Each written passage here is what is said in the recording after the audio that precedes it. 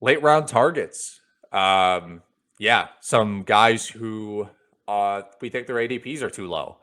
My first late round target is Kelly Olynyk, who has an ADP on Yahoo of 99. Ooh, you're cheating a little. It's supposed to be 100 plus. I cheated a little. You know, For the uh, clinic, I'll allow it. yeah, I figured this is a pro Kelly podcast. I could Yeah. get away with it. He ranked 64th in 28.5 minutes per game last season. He ranked 95th in 23.4 minutes per game in 2017-18. I think Dwayne Casey will very soon realize that Kelly Olynyk is one of the few competent players on this team. Someone with a high floor as a player who just doesn't make mistakes, who will knock down shots when he's got open looks, who will pass to his teammates.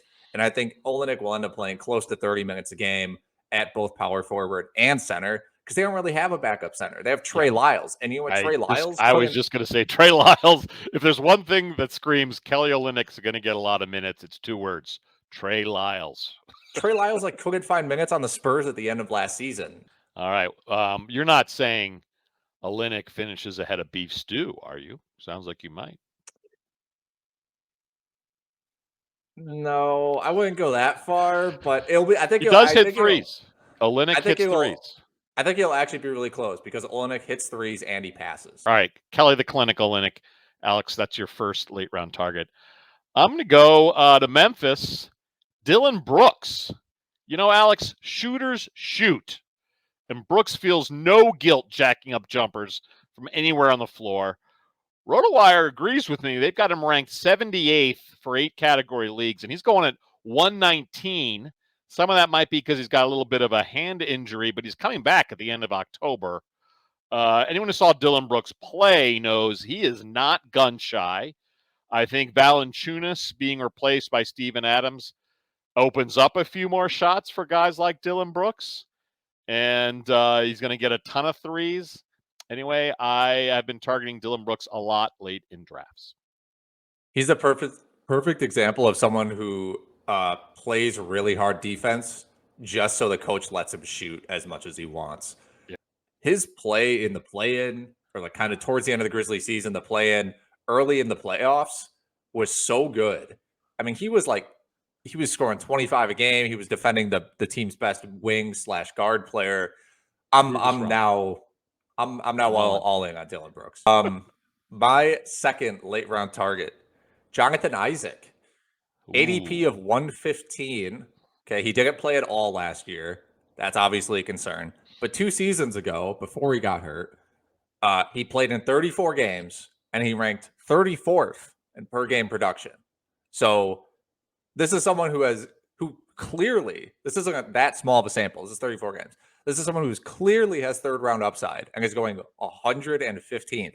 Now, I know he doesn't have a firm timetable for a return from his knee injury. Who cares? You're getting him at pick 115. Who else are you taking? You can't complain about any pick at 115, even if his vaccination stand costs him a dozen games. At pick 115, who cares? All right, very good. I'm going to move on to my second late round target, and frankly, a RotoWire favorite. I do balance this out with someone RotoWire hates at the end, so I'm not all corporate way here. But Daniel Gafford at an ADP of 127, your starting center for the Washington Wizards. I always believe center scarcity is for real, especially in 2 center leagues. Remember, Thomas Bryant is out. He's aiming for a December return, but that's no sure thing. Also, Bryant's a free agent this summer, while Gafford's under team control for 2 more seasons. So they'd certainly love it if Gafford outright won this job. Here's Gafford's stats last 19 games. The last 19 games of last season.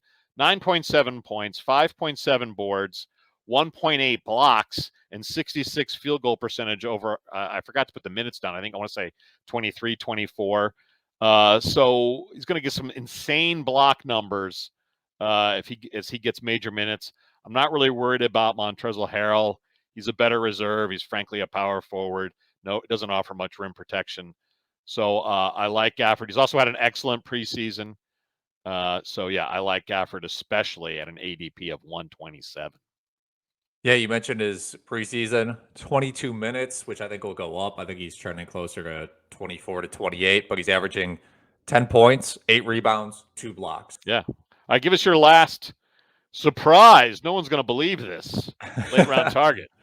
Well, he was mentioned earlier, and it was DeAndre Hunter, someone I've been on for, I think, basically since he got hurt last season. I was like, you have to draft this guy high next year. Yeah, he, like I mentioned before, he ranked 50th last season before getting hurt. He was in the midst of a breakout. He was averaging, I mean, he. If you look at his season stats, you're going to see him be like, well, he only averaged 15 points a game. But he came back at points of the year, was playing like 15 minutes, just was not shooting well. Before he got hurt, was averaging 17.9 points on 52% shooting from the field, 38% from three. Was getting to the free throw line 4 times a game, which is great. Like for a wing player that was previously just a spot up guy, is amazing improvement. Those Good late rebounds. season stats, throw those out the window. That was a Hawks team, a playoff push. He wanted to get back as early as he could. Yeah, so he's ADP of 124. He was 50 at some point. I say you can more or less split the difference. Grab him at 80 or 90 before someone else does. Amen. Okay, this is the go against your corporate overlords late round target. Somewhere, RotoWire NBA editor Nick Whalen is grinding his teeth, loathing this suggestion. So I will caveat that no one agrees with me at RotoWire on this, but I'm going to say it anyway, damn it. Steven Adams. Yes, I'm going back to Memphis. I know he was terrible last year with the Pelicans, but that's because he was playing next to a physical freak in Zion Williamson. He's not going to Memphis, where JJJ, Jaren Jackson Jr., is a soft perimeter power forward. The key is all Adams. He had 2 double-doubles this preseason. I think Adams is going to be an 11-point, 10-rebound, 1.1 block machine.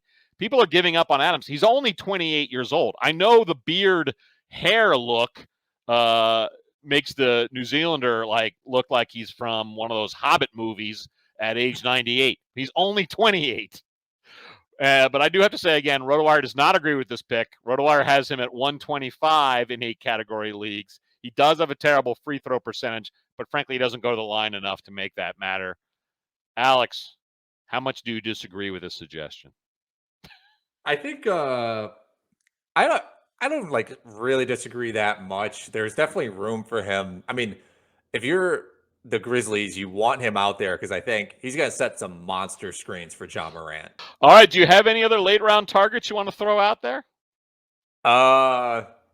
He's not on my list, but Mo Bamba. Yeah, I've just been impressed. I've just been impressed with what I've seen. He's huge now. Like I think he spent all that time he wasn't playing in the gym. A lot of guys don't do that. And he's averaging like 3 blocks a game in the preseason. Him and Wendell Carter Jr. thing is working. They have great chemistry on the court. So Mo Bamba.